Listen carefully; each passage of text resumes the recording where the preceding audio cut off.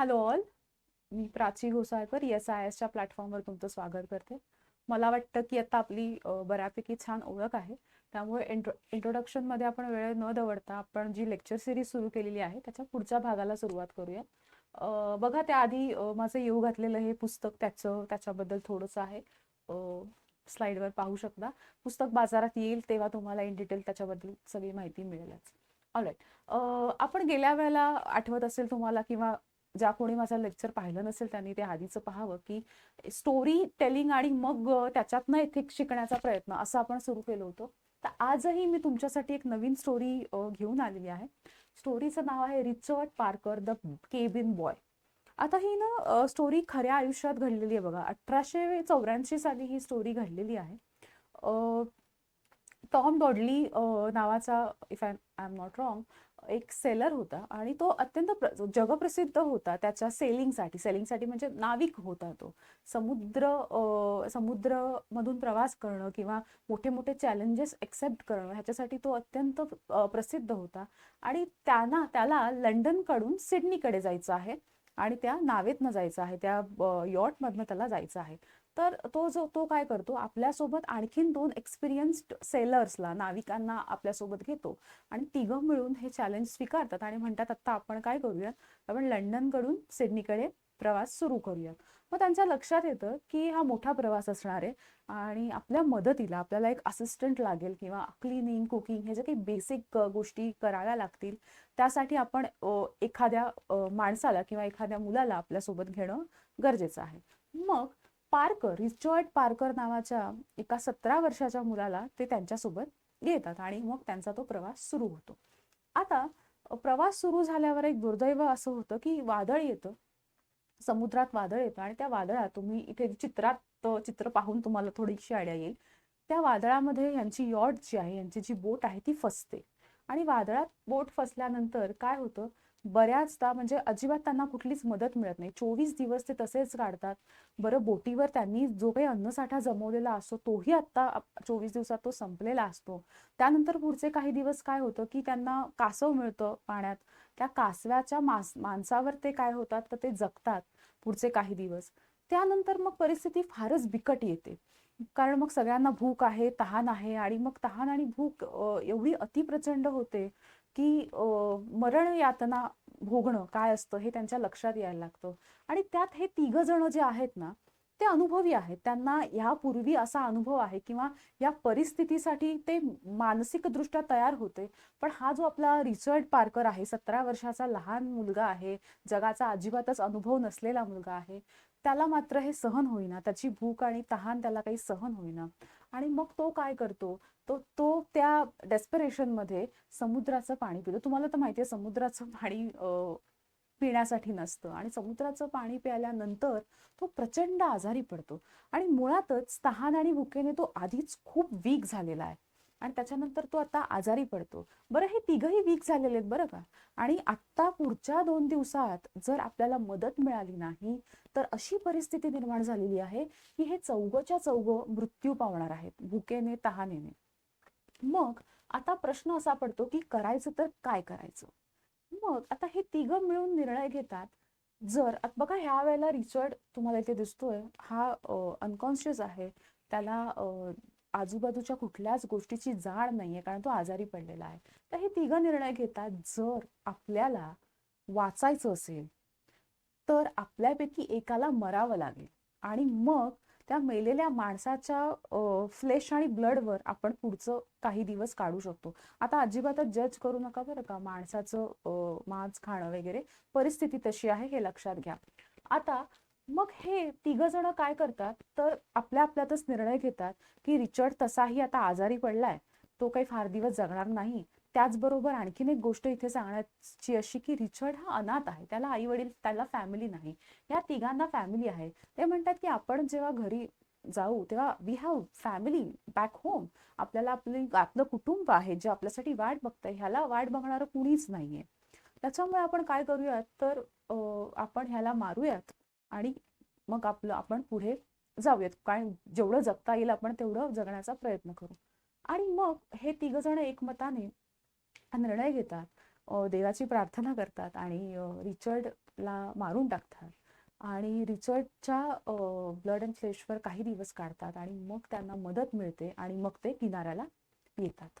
आता तुम्ही ही स्टोरी ऐकल्यावर तुमच्या लक्षात आलं असेल की खूप मोठी नैतिक द्विधा आहे.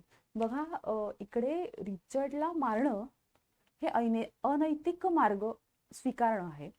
परंतु आपण असं जर म्हटलं की त्या रिचर्ड हा एक मुलगा आहे आणि एकाला मारून तिघांचं आयुष्य वाचलेलं आहे, त्याच्यामुळे ते करणं योग्य आहे असंही काही लोकांना वाटत असेल, तर आजच्या लेक्चरचा विषयच मुळात हा आहे की साध्य बरोबर आहे की साधने बरोबर आहेत. म्हणजे मीन्स वर्सेस एंड हा आपला सिलेबस, म्हणजे पूर्ण अगदी सिलेबस होलिस्टिक घेतलात तरी हा सगळा सिलेबस आपला मीन्स वर्सेस एंड ह्यावरच आहे. किंवा केस स्टडी सॉल्व्ह करताना, उद्या अधिकारी झाल्यावर खऱ्या आयुष्यातल्या केस स्टडी सॉल्व्ह करताना मीन्सला महत्त्व द्यायचं, म्हणजे साधनांना महत्त्व द्यायचं, की जे साध्य आहे, जे ऑब्जेक्टिव्ह आहे ते अचीव करायला महत्त्व द्यायचं.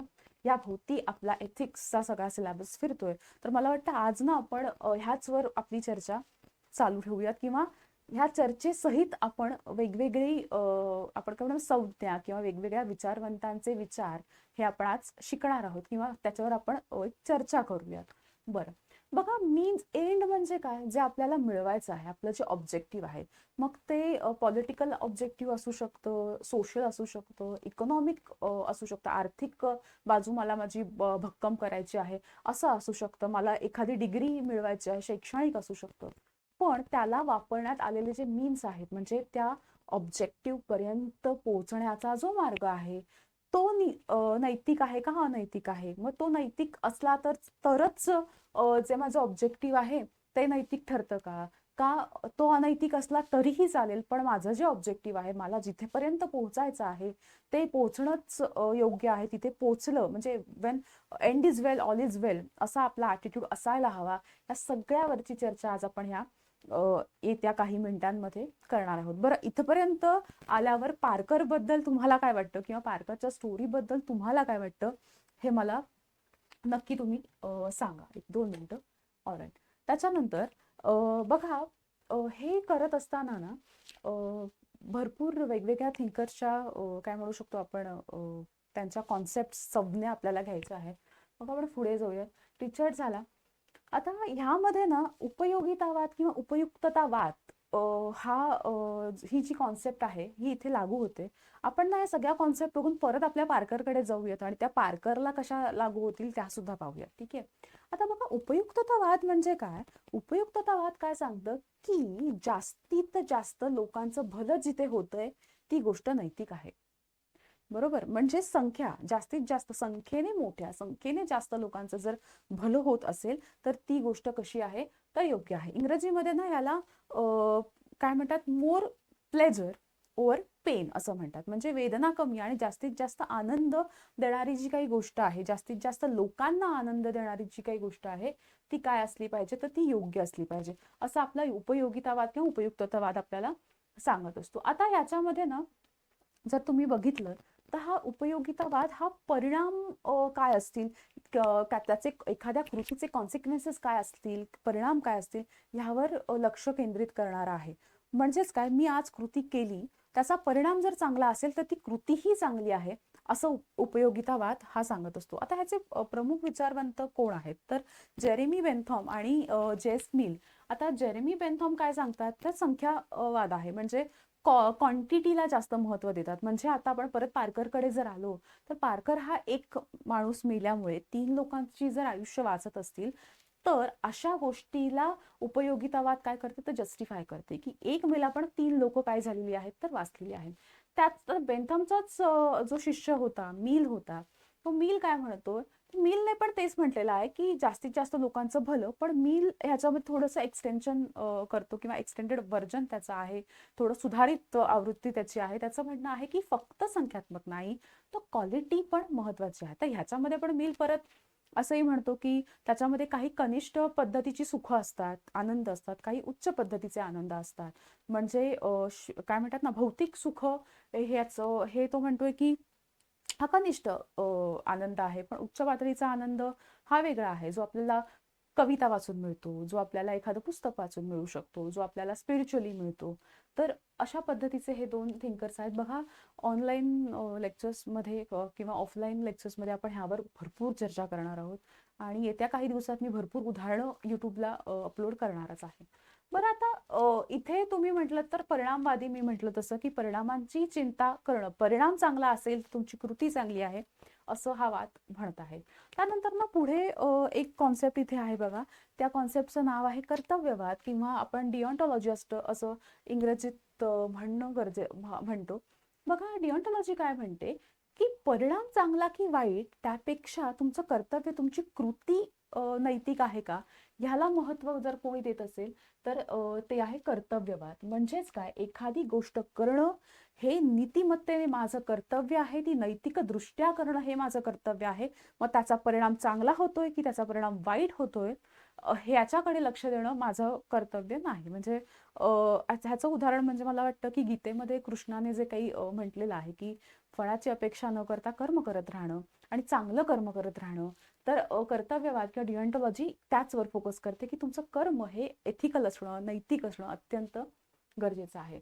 आता ह्याच्यामधला जो कोण आहे म्हणजे थिंकर आहे तो आहे इमॅन्युअल कांट. तुम्ही ऐकलंही असेल ना, किंवा अगदीच ऐकलं नसेल तर मला वाटतं अजिबातच त्याच्या टेन्शनमध्ये जाऊ नका की मॅडम हे कोणत्या थिंकर्सची नावं घेतात. पुस्तकामध्ये खूप डिटेलमध्ये मी मांडलेलं आहे आणि दुसरी गोष्ट म्हणजे ऑफलाईन ऑनलाईन लेक्चर्समध्ये पण डिटेलमध्ये आपण जात आहोत. आता इथे आपण आधी ह्याचे काही म्हणजे बघा, उपयोगितावाद जरी आपण म्हटलं की बेंथम म्हणतात की जास्तीत जास्त लोकांचं भलं, पण आता ह्याचे ना ड्रॉबॅक्स काय असू शकतात. जेव्हा आपण जास्तीत जास्त लोकांचं भलं म्हणतो ना, तर बऱ्याचदा अल्पसंख्याक म्हणजे मायनॉरिटीमध्ये जी लोक आहेत त्यांना नक्की काय हवंय, त्यांचं कोणत्या गोष्टीने भलं होणार आहे, या गोष्टीकडे आपलं बऱ्यापैकी काय होतं, दुर्लक्ष होतं. त्याचबरोबर काय होतं तर इंडिव्हिज्युअलिटी किंवा व्यक्तिवाद किंवा एखाद्या व्यक्तीचं भलं किंवा एखाद्या व्यक्तीसाठी काय हवं आहे ह्याची बऱ्यापैकी काय म्हणू शकतो आपण, पायमल्ली होते. म्हणजे आपण इंडिव्हिज्युअल राईट्स जर म्हटलं तर त्याची बऱ्यापैकी ह्या वादामध्ये किंवा ह्या कॉन्सेप्टमध्ये पायमल्ली होत असते. कांट काय म्हणतो बघा की तुम्ही जे काही कर्तव्य करणार आहात, तुम्ही जी काही कृती करणार आहात ती एवढी नैतिक पाहिजे की पूर्ण जगाने त्याचा अवलंब केला पाहिजे, पूर्ण जगाने त्याचा उपयोग करून त्यांचं कार्य पुढे नेलं पाहिजे, म्हणजे ते युनिव्हर्सल व्हायला हवं. त्याचबरोबर कांट कशाला महत्त्व देतो, तो मानवतेच्या सन्मानाला, ह्युमॅनिटीला तो जास्त मानवतावादी आपण म्हणू शकतो, ह्युमॅनिटीला जास्त महत्त्व देणारा आपला कांट आहे. आता हे सगळं झालं म्हणजे आता तुम्ही म्हणाल मॅडम मग नक्की कसला आपण वापर करायचा, म्हणजे हे याच्यात पण काहीतरी कमतरता आहे किंवा आपण इथे जर म्हटलं तर मग काय होऊ शकतं इथे, समजा ह्याचा ड्रॉबॅक्स काय असू शकतात. तर हे खूप रिजिड आहे ना. म्हणजे समजा मी म्हणते की नेहमी खरे बोलावे, पण एखाद्या वेळेला खरं बोलून जर एखाद्या व्यक्तीचं मी नुकसान करत असेल तर, किंवा एखाद्या व्यक्तीचा जीव मी धोक्यात घालत असेल तर असंही होऊ शकतं. किंवा काय काय कधी कधी काय होऊ शकतं तर दोन कर्तव्य म्हणजे एखाद्या स्त्रीचं आई म्हणून कर्तव्य आणि एखाद्या स्त्रीचं नोकरदार वुमन किंवा नोकरदार स्त्री म्हणून कर्तव्य, अशी दोन्ही कर्तव्य जी महत्वाची आहेत आणि ती एकमेकाच्या विरोधात येऊन थांबली किंवा विरोधात आली तर काय करता येईल. म्हणजे ह्याच्यामध्ये हे रिजिडिटी दिसते ना. मग नक्की काय करायचं, म्हणजे आपण उपयोगितावादाचा विचार करायचा आहे की आपण कर्तव्यवादाचा विचार करायचा. तर सरप्राइझिंगली मला वाटतं की ह्याच्यावर ना एक छान उपाय काय आहे माहितीये का, again it's a part of our syllabus. तो उपाय आहे ते म्हणजे व्हर्च्यू. तर व्हर्च्यू एथिक्स आपल्याला काय सांगतात बघा, व्हर्च्यू एथिक्स कोणी सांगितले तर अरिस्टॉटलने सांगितलेले आहेत, प्लेटोने सांगितलेले आहेत. व्हर्च्यू एथिक्स मध्ये काय आहे तर तुम्ही मुळातच जर सद्गुणी असाल, तुमचं चारित्र्य जर सद्गुणी असेल, बघा ह्याला मराठीत नावच आहे की सद्गुणात निदिष्ट नीतिमत्ता. जर मुळातच तुम्ही सद्गुणी असाल, मुळातच तुम्ही चांगल्या विचारांचे असाल, मुळातच तुम्ही सतसत विवेकबुद्धीने काम करणारे असाल, तर तुमची कृती ही आपोआपच चांगली होणार आहे आणि तुमच्या कृतीचा परिणाम पण आपोआपच काय होणार आहे तर चांगला होणार आहे. आता इथे अरिस्टॉटल म्हणतोच आहे ना की कुठलीही गोष्टी करत असताना, उपयोगितावाद असू दे किंवा कर्तव्यवाद हे जर आपण घेतलं तर तुमच्या ज्या व्हर्च्यूज चांगल्या असतील तर तुम्ही त्याही सिनॅरिओमध्ये तुम्ही काय करू शकता, एक सुवर्ण मध्य गाठू शकता आणि त्या सिच्युएशनला तुम्ही बॅलन्स्डली, म्हणजे अत्यंत काय म्हणू शकतो आपण, सुवर्ण मध्य तुम्हाला माहिती ना, गोल्डन मीन गाठणं ज्याला म्हणतात, ते गोल्डन मीन गाठून तुम्ही त्यावर नक्की उपाय मिळवू शकता किंवा त्याच्यावर नक्की काहीतरी सोल्युशन तुम्ही देऊ शकता. आणि आत्ता आपण काय करूयात, की आपण आत्ता आपल्या परत पारकरकडे जाऊयात, आपल्या पारकरच्या स्टोरीकडे जाऊयात आणि आत्ता आपण अनालिसिस करूयात, की ह्या आपण ज्या 3 कॉन्सेप्ट बघितल्या त्या इथे कशा आपण लागू करू शकतो. बघा आता मला वाटतं की ही स्टोरी ऐकून आणि त्याच्यानंतरच्या ज्या काही कॉन्सेप्ट मी समजावून सांगितल्या, त्यानंतर तुम्हालाही थोडाफार अंदाज आला असेल, तुम्हाला काही गोष्टी क्लिक झाल्या असतील, त्या कमेंटमध्ये मला नक्की सांगा. बघा इथे हा जो पारकर आहे, आपण असं म्हणू शकतो ना रे, की पारकरचा कन्सेंट घेतला गेला का रे? म्हणजेच पारकरला विचारलं गेलं का, की अशा-अशा सिच्युएशनमध्ये आपण फसलेलो आहोत आणि तुला मरायचंय का बाबा? किंवा तुला मारलं तर तुला चालणार आहे का? कारण तू मेलास तर आम्ही लोकं जगणार आहोत. असं केलं तर म्हणजे त्याची अनुमती घेतली गेली का? तर इथे अनुमती घेतली गेलेली नाहीये. तर मला वाटतं हा पहिला फॉल्स ह्या सगळ्या डिसिजन मेकिंग मधला आपल्याला दिसला पाहिजे. दुसरी गोष्ट मला सांगा, की मी म्हटलं की उपयुक्ततावादाचा ड्रॉबॅकच काय आहे? तर उपयुक्ततावादाचा ड्रॉबॅक आहे की अल्पसंख्याकांच्या हक्काची पायमल्ली होऊ शकते ना. तर इथे आपण म्हणूयात की हे मेजॉरिटी मध्ये आहेत. म्हणजे हे जे अनुभवी सेलर्स आहेत ते मेजॉरिटीमध्ये आहेत ना, आणि पारकर बिचारा ज्याला अजिबात कसला अनुभव नाही, हा मायनॉरिटी आहे. आणि मग मेजॉरिटीने मायनॉरिटीवर काय केलेलं आहे, तर आपले निर्णय लादलेले आहेत. त्याचा विचार, त्याचा कन्सेंट घेतलेला नाही. तर हा दुसरा फॉल्स. त्याच्यानंतर आणखीन एक गोष्ट महत्त्वाची आहे. अगदी आर्टिकल 21 आपल्या कॉन्स्टिट्यूशनचं जर तुमच्या लक्षात आलं, तर इथे पारकरला मारण्याच्या निर्णयामध्ये कुठली प्रोसेस फॉलो झाली का रे? म्हणजे वोटिंग घेतलं गेलं का? किंवा काही वोटिंग असू देत किंवा आणखीन काही वेगळ्या पद्धतीत ची प्रोसेस असू देत, की बाबा ही प्रोसेस फॉलो करू आणि मग त्याचा जो एंड रिझल्ट येऊ त्यानुसार आपण ठरवूयात, की पारकरला मरावं लागेल, की आपल्या तिघांपैकी कोणी मेलं तरी चालणार आहे. तर गोष्ट अशी आहे, की एखादी प्रोसेस सुद्धा फॉलो झालेली नाही. तर 3 ह्या गोष्टी ज्या आहेत त्या आपल्याला केस स्टडी सॉल्व्ह करतात. म्हणजे आपल्या ॲडमिनिस्ट्रेटिव्ह केस स्टडी ज्या तुम्ही जेव्हा सॉल्व्ह कराल, खऱ्या आयुष्यात सुद्धा आणि पेपरमध्ये सुद्धा, तर अशा पद्धतीने विचार करणं आणि अशा पद्धती चा विचार करून ती सिच्युएशन सॉल्व्ह करणं हे तुमचं महत्त्वाचं ठरणार आहे बघा.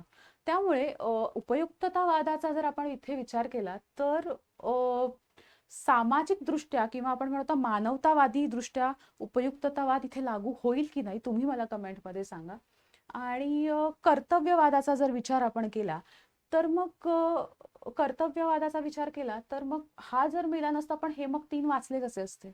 असंही येतं ना, की चला पारकर मेला पण हे तिघं वाचले, म्हणजे त्यांचं कर्तव्य कृती जरी अनैतिक असली तरी त्याचा रिझल्ट, एंड रिझल्ट काय होता, तर जास्तीत जास्त लोकांचं भलं होतं. बरोबर आहे. मग मी म्हटलं तसं, की virtue can be the answer. म्हणजे तुम्ही मुळातच सद्गुणी असाल, तर ह्यावर काहीतरी विचार तुम्ही करू शकता किंवा ह्यातनं काहीतरी सोल्युशन तुम्ही काढू शकता. तर तुमच्याकडे ह्याच्यासाठी काही सोल्युशन असेल, तर ते मला नक्की सांगा. अगदी थोडक्यात मी ह्या 3 कॉन्सेप्ट्स आज घेतलेल्या आहेत. इन डिटेल आपण आपल्या लेक्चर्स जे ऑफलाईन आणि ऑनलाईन चालू आहेत, त्याच्यामध्ये जाऊयात. ठीक आहे? Thank you. भेटू आपण परत लवकरच. ओके.